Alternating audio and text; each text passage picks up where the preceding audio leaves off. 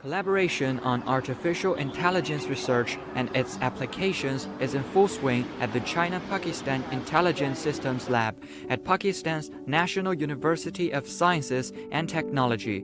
Established in 2022, the lab is a collaborative effort between NUST and the Guangzhou Institute of Software Application Technology under the Chinese Academy of Science. Several of its projects focus on developing innovative solutions personalized for addressing Pakistan's urban challenges. Under this lab, we are working in 4 dimensions, which includes image processing, video processing, then natural language processing, which includes text and speech both.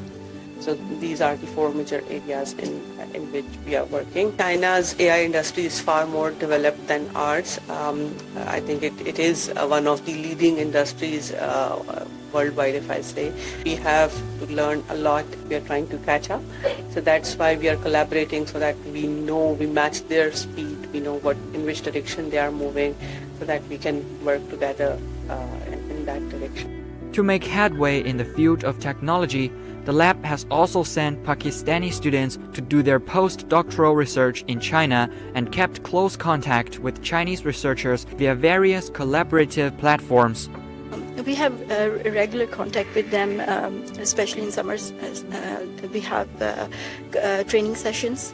We have different collaborative platforms where they do guide us and train us on different equipments they have shared with us. We discuss the state-of-the-art AI technologies being deployed in China.